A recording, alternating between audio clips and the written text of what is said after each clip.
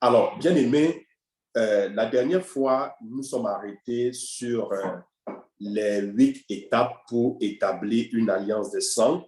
Alors, nous avons parlé de la 7e étape qui parle de la division des animaux. Alors, aujourd'hui, nous parlons de la 8e étape qui est le repas d'alliance. Le repas d'alliance. Alors, nous, en tant qu'enfants de Dieu, la Sainte Seine est notre repas d'alliance. C'est notre repas d'alliance. Alors, elle se compose essentiellement de pain et de vin.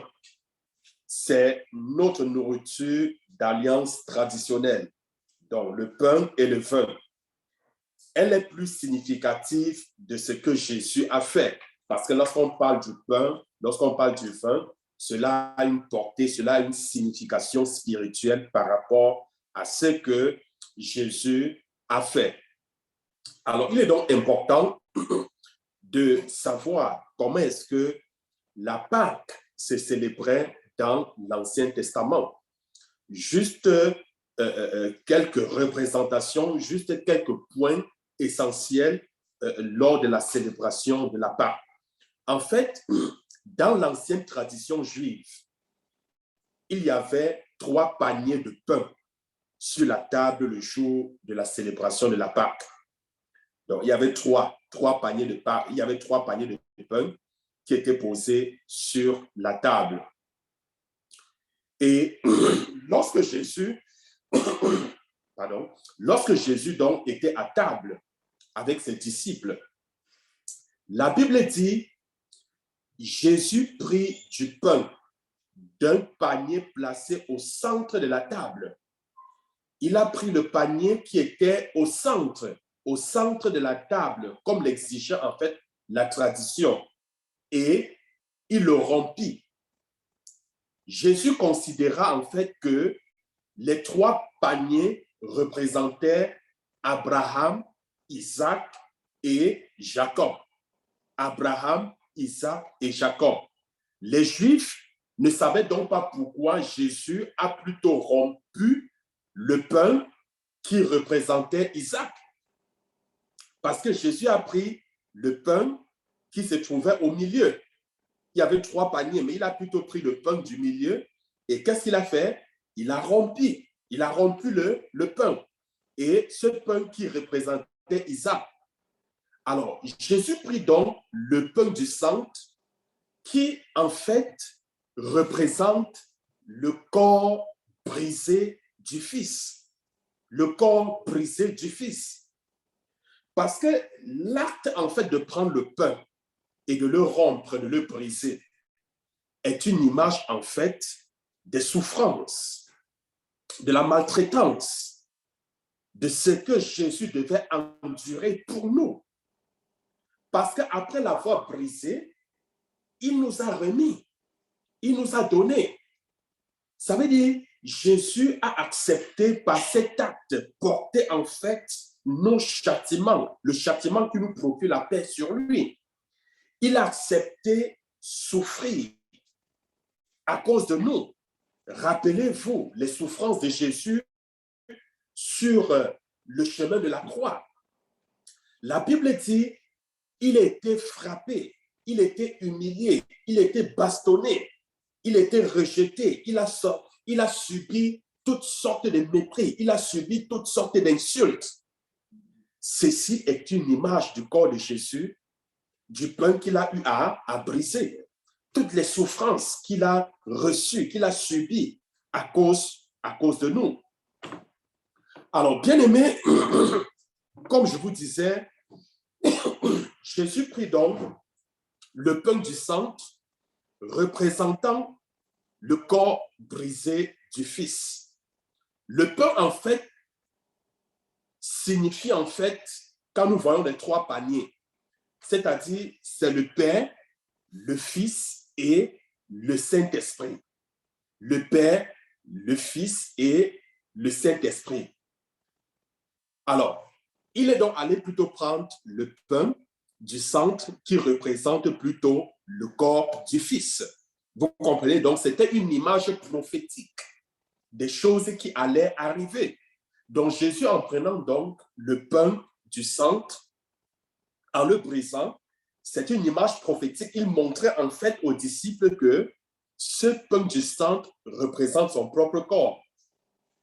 Et ceci projetait en fait une image de souffrance qu'il allait endurer à cause de nous, à cause de l'homme qu'il a tant aimé.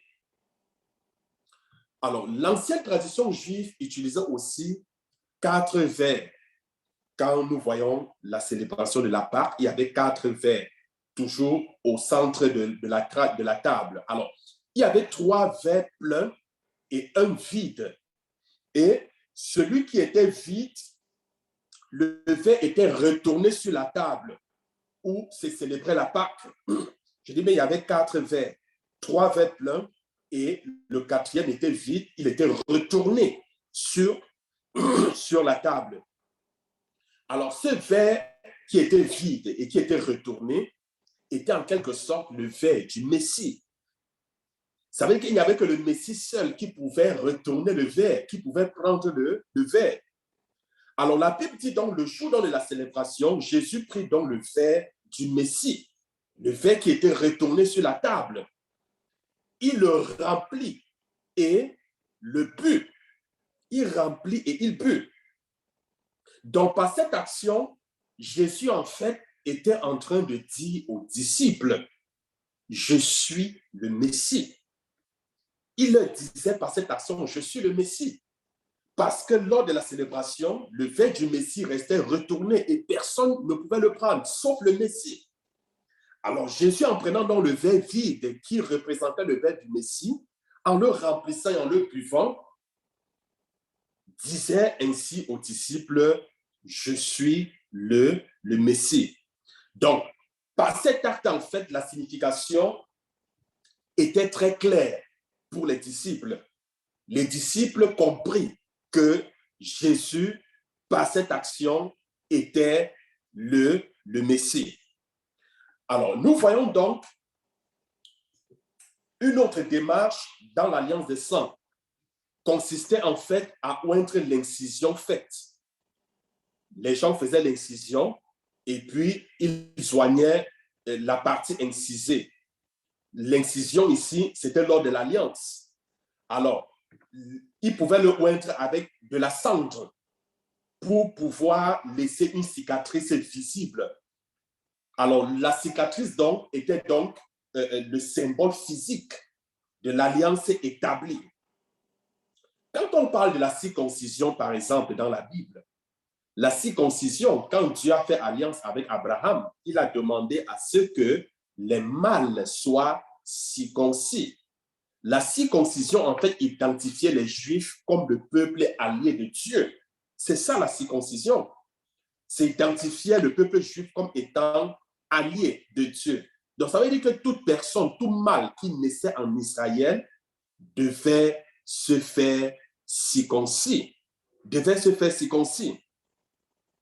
Aujourd'hui, notre sceau ou notre marque d'alliance, c'est le Saint-Esprit. C'est ça aujourd'hui. Notre marque, notre sceau, quand on parle de sceau, l'empreinte de notre alliance, c'est le Saint-Esprit. C'est la raison pour laquelle la Bible dit, n'attristez pas le Saint-Esprit par lequel vous avez été rachetés.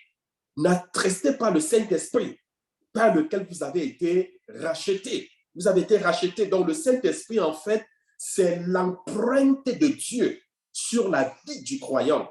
Le Saint-Esprit, c'est en quelque sorte le cachet, le sceau, le visa de Dieu dans la vie du chrétien. Vous savez, quand quelqu'un voyage, par exemple, quand tous les documents, vous envoyez les documents, je ne sais pas, je prends l'exemple de quelqu'un qui quitte le Cameroun, comme Samuel est en train de venir, vous présentez votre demande auprès de l'ambassade pour être admis dans un autre pays. Alors, on étudie votre demande. Alors, si la demande est bonne, alors l'ambassade ou alors le gouvernement où vous voulez vous rendre, le pays où vous voulez vous rendre, qu'est-ce qu'ils font au niveau de l'ambassade? ils mettent un visa, ils mettent leur empreinte. C'est comme pour dire oui, la demande a été acceptée, la demande a été validée. Alors, bien aimé, quand nous venons au Seigneur, quand nous croyons au Seigneur, nous avons une alliance meilleure avec Jésus. Et par cette alliance, nous sommes héritiers de Dieu, co-héritiers de Christ. Par cette alliance, nous avons, n'est-ce pas, la vie éternelle. Et quand nous venons donc à Dieu, le sceau de l'alliance qu'il a faite avec le sang de Jésus, c'est-à-dire le visa, la confirmation, le sceau, comme on dit, le sceau, l'empreinte, c'est le Saint-Esprit qui met comme un sceau pour dire oui, tu es approuvé, oui, l'alliance est conclue. Donc, bien-aimé, le Saint-Esprit nous a donc été donné en tant que ses enfants, en tant que, n'est-ce pas, les enfants d'alliance, nous avons le Saint-Esprit. Nous avons le Saint-Esprit. Alors, pour tout enfant de Dieu, c'est-à-dire pour toute personne qui naît dans la famille de Dieu, c'est son droit légal. C'est son droit légal parce qu'il est enfant de Dieu. Alors, bien aimé, nous avons une alliance avec Dieu qui est scellée dans le sang de Jésus-Christ sur la croix. Oui, cette alliance a été scellée sur la croix par Jésus. Rappelez-vous, sur la croix, Jésus, il a dit, tout est fini, tout est accompli. Est-ce que vous vous souvenez de cette parole? Sur la croix, lorsqu'il poussait le dernier cri, il a dit, tout est accompli ou tout est fini. Alors, le mot en fait utilisé par Jésus était terestelestai. C'est un mot grec. C'était en fait le cri d'un général romain. Alors, qui observait en fait la bataille depuis la colline. Et quand il voyait que son armée a gagné définitivement la bataille, il hurlait ce mot pour annoncer à ses troupes qu'elles avaient la victoire totale. Il était sur une montagne et puis il observait la bataille. Et quand son armée a remporté la victoire, il a poussé ce cri terestelestai, hein? C'est-à-dire tout est accompli, tout est fini. C'était un cri de victoire, annonçant donc à ses troupes qu'ils avaient eu la bataille, qu'ils avaient eu la victoire sur leurs ennemis. Une victoire totale, pas partielle, une victoire totale. Alors, il y avait beaucoup de soldats, vous vous souvenez, beaucoup de soldats romains autour de la croix lorsque Jésus a été crucifié. D'aucuns même ont tiré au sort pour voir à qui revenait la tunique de Jésus. Souvenez-vous, il y a un qui a même transpercé la côte de Jésus et il en est sorti de l'eau et du sang. Donc, il y avait donc des soldats romains autour de la croix. Alors, l'un d'eux qui entendit Jésus pousser ce cri, comprit pourquoi un homme mourant sur une croix pouvait pousser un cri de victoire d'un général romain. Il a compris pourquoi. Parce que c'est un soldat qui était au pied de la croix qui a entendu Jésus pousser ce cri d'un général romain. Alors c'est pourquoi ce soldat qui a suivi Jésus pousser ce cri, il dit, lorsque nous lisons dans Matthieu chapitre 27, verset 54, Matthieu 27, verset 54, alors ce soldat dit, cet homme est assurément le Fils de Dieu. Il dit, cet homme est assurément le Fils de Dieu. Bien-aimé, Jésus avait tout simplement gagné la bataille. Il avait gagné la bataille sur toute la cohorte de Satan. Il avait remporté une victoire totale. C'est pour cela qu'il a poussé ce cri. Terestelestai. Il a poussé Terestelestai. C'est-à-dire, tout est accompli. C'était le cri d'une victoire totale. D'une victoire totale sur Satan, sur ses agents. C'était une victoire totale sur tous ses ennemis. Pas une victoire partielle, mais une victoire totale. Il a dit, tout est accompli. Donc, bien aimé, Jésus avait gagné la bataille.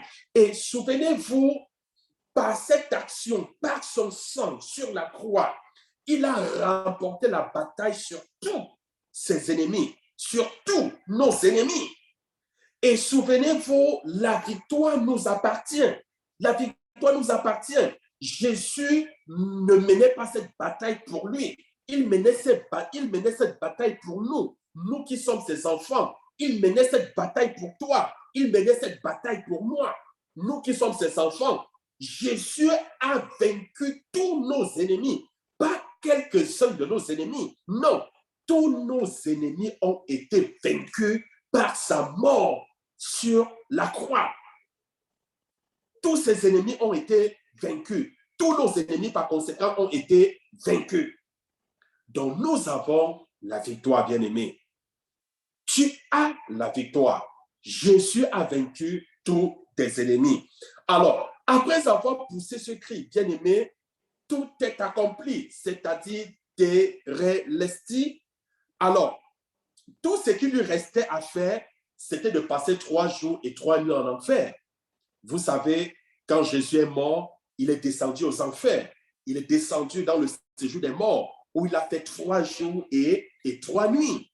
Et vous savez, ceux qui mouraient avant, c'est-à-dire avant que Jésus ne vienne, où est-ce qu'ils allaient? Ils allaient dans le séjour des morts. Et puisque c'est Satan qui régnait sur la mort, c'est lui qui détenait les clés. Donc, il fallait donc qu'il aille donc aux enfers dans le séjour des morts pour libérer les captifs. Et justement, Jésus allait pendant 3 jours dans le séjour des morts. Il a, n'est-ce pas, libéré ceux-là qui étaient captifs. Il est ressorti le 3e jour. Oui, le 3e jour, il est ressorti, ressuscité avec ceux-là qui étaient morts. Oui, ceux-là qui étaient morts lorsque nous pensons, lorsque nous voyons nos patriarches. Ceux-là, je parle de qui? Je parle d'Abraham, de Joseph, ceux-là qui avaient connu le Seigneur, où est-ce qu'ils étaient? Ils étaient dans le séjour des morts, mais c'est le diable qui tenait les clés de la mort. Il a donc fallu que Jésus aille 3 jours, n'est-ce pas, dans le séjour des morts pour pouvoir les libérer. Pour pouvoir libérer ceux-là qui étaient captifs. Jésus non seulement les a libérés, mais il a pris les clés de la mort. Oui, les clés de la mort et les clés de séjour des morts. Ce n'est plus le diable qui le tient, mais Jésus qui le tient. Jésus l'a vaincu. Il a vaincu la mort. Il a vaincu la mort. La mort n'a pas pu le contenir, bien-aimé. Le 3e jour, il est sorti ressuscité. Il est sorti ressuscité. Il pouvait crier la victoire parce qu'il a accompli sa tâche avec succès, bien-aimé. Il a accompli sa tâche avec succès. Par son action bien-aimée, Jésus nous a réconciliés avec le Père. Par son sang, il nous a réconciliés. Souvenez-vous, nous étions ennemis de Dieu. Nous étions destinés à la colère à venir de Dieu. Alors, par cette alliance de sang qu'il a établie, Christ nous a réconciliés avec le Père. Nous sommes réconciliés avec Dieu. Nous ne sommes plus ses ennemis, mais nous sommes ses enfants. Nous sommes les frères de Jésus. Nous sommes héritiers de Dieu et co-héritiers de Christ. Héritiers de Dieu et co-héritiers de Christ. Bien-aimés, nous avons la victoire parce que Jésus a vaincu. Et la victoire, il nous a donné la victoire. Gloire à Dieu. Alors, bien-aimés, je voudrais que tu puisses regarder, contempler cette victoire. Sur la croix, Jésus a dit, tout est accompli. Tous nos ennemis ont été vaincus. Par son sang, par cette alliance, il a vaincu tous nos ennemis. Et il nous a donné ce commandement de prendre chaque fois son corps et son sang. Il nous a demandé de faire ceci en mémoire de lui. En mémoire de lui.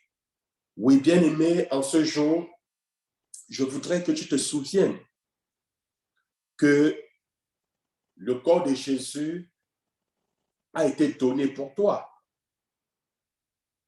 Son corps a été donné pour toi. toute la souffrance physique et spirituelle qu'il a subie. Imaginez les douleurs que le corps a subies, que son corps a subies. Imaginez les fouets, la lance qui le transperçait. La Bible dit le châtiment qui nous procure la paix est retombé sur lui. C'est retombé sur lui. Il a pris ce châtiment pour toi, pour que toi, aujourd'hui, tu sois libre. Bien-aimé, notre Seigneur est merveilleux. Je voudrais que nous nous rappelions, je voudrais que chacun de nous puisse se rappeler de cette action de Jésus. J'aimerais que tu te rappelles que c'est son sang qu'il a versé. C'est par son sang qu'aujourd'hui, nous sommes enfants de Dieu, que nous sommes réconciliés, que nous avons accès à la grâce de Dieu, au trône de grâce de Dieu, que nous avons accès aux bénédictions de Dieu, que nous avons accès à la guérison, à la délivrance, que nous avons accès au paradis. C'est par son sang, bien-aimé. C'est parce qu'il a payé un prix fort. Il a payé un prix fort. Oh Seigneur, nous te bénissons, nous te rendons grâce. Qui est comme toi, oh Seigneur. Père, nous te disons merci parce que tu as payé un prix. Tu as payé un grand prix. Oui, nous avons été rachetés à un grand prix. Celui, Seigneur, de ta vie. Car tu as donné ta vie pour que nous soyons libres. Seigneur, tu as versé ton sang pour établir une alliance meilleure. Et par ton sang, aujourd'hui, nous sommes enfants de Dieu. Nous avons la victoire sur tous nos ennemis. Par ton sang que tu as coulé, tu as tout accompli, ô Éternel des armées, pour nous. Seigneur, nous te louons, nous te bénissons. Bien-aimé, je voudrais que tu prennes tout simplement ton pain et que tu le tiennes. La Bible dit, le Seigneur était à table avec ses disciples. Je voudrais prier que le Seigneur bénisse ce pain, qu'il bénisse ce vin. Oui, mais que ce pain, pendant que tu le prends, ne regarde pas au pain qui était fait par le blé, etc. Ne regarde pas au vin qui était fait peut-être à partir d'un arbre quelconque, mais vois plutôt le sang de Jésus et vois plutôt son corps qu'il te donne en ce jour. Alors la Bible déclare, étant à table, il prit donc le pain. Je voudrais donc que tu tiennes dans le pain. Il le rompit et il donna à ses disciples en disant, prenez, ceci est mon corps qui sera donné pour vous. Oui, bien-aimé, ceci est le corps de Jésus qui a été donné pour toi. Ceci est le corps de Jésus qui a souffert, qui a été frappé, qui a subi toutes sortes d'injustices, afin que toi, aujourd'hui, tu sois justifié. Oui, ce corps a subi toutes sortes de douleurs, afin qu'aujourd'hui, tu sois guéri. Bien-aimé, prends ceci en mémoire de notre Seigneur Jésus. De même, la Bible déclare, il prit une coupe remplie de vin. Il rendit grâce à Dieu et il dit, ceci est mon sang qui sera versé pour vous. Seigneur, nous te rendons grâce. Seigneur, de ton sang, Seigneur, qui est versé pour nous. Oui, Seigneur, nous te rendons grâce, ô mon Dieu, mon roi. Nous te rendons grâce, ô Éternel des armées. Parce que par ce sang, nous avons une alliance meilleure avec toi. Par ce sang, nous sommes justifiés et nous avons la victoire sur tous nos ennemis. Nous prenons ceci en mémoire de toi. Merci, Seigneur. Je voudrais maintenant, bien aimé, que tu prennes ton pain, que tu manges et que tu boives.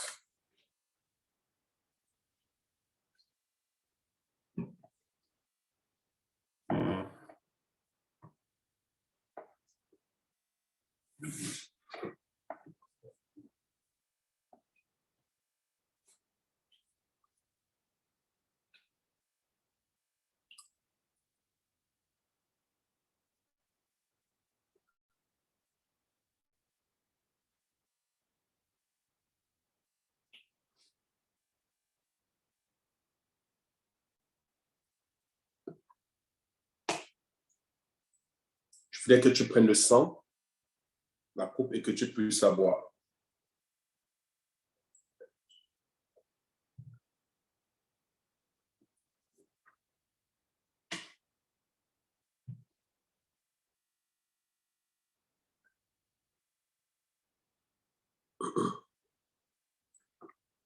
Je voudrais que tu demandes au Seigneur ce matin de te fortifier, qu'il te donne la force